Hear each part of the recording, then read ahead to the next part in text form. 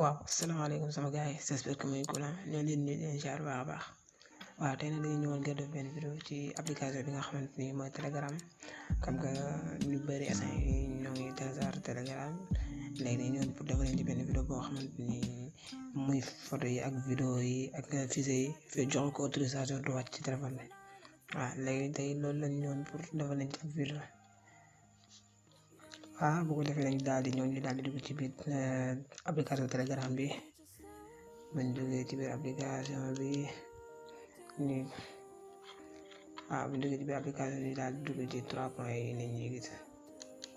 buñ duggee ci 3 points yi ñu daal di ñëw ci paramètre ni dem données stockage ñu daal di cliquer fii nii bu ñuy cliquer foofu fii nii mooy en wifi ak en données mobile waaw léegi ñu daal di dugg ci données mobile bi léegi gis nga comme lii ni mu tëjoo nii ak bii ni mu tëjoo ak bii nii moo lay permettre comme tey jii nii photo bi bu sa connexion tàkkee rek photo bi bu ñëwee day faral di télécharge boppam sans yow nga bëgg ko télécharge sax day faral di télécharge boppam léegi bu fekkante ni da nga bëgg yow fee joxul ko autorisation rek du télécharge wu fii ngay tëj waaw boo tëjee fii fee joxal ko autorisation rek du ko télécharge waaw léegi dañuy daal di cliquer fii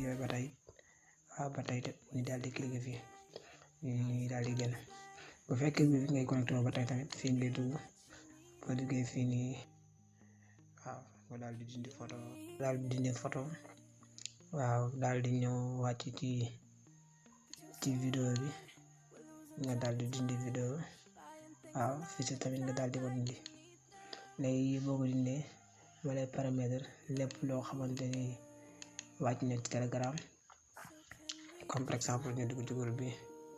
waaw fii cliqué ko nii du wàcc day taxaw fi mu taxaw mais fii basoogu du wàcc mais bu fekkente ni nag dafa nekk feneen bu fekkente ni danga ko tëj comme par exemple boo tëjee saa nga cliqué ko sax day faral di wàcc waaw léegi tey loolu moo nekkoon vidéo bi waaw loolu lañ leen andiloon te jox dig daje ba beneen incha allah di la ñaan vidéo bu fekkee neex na lay ñaan nga abonné partager like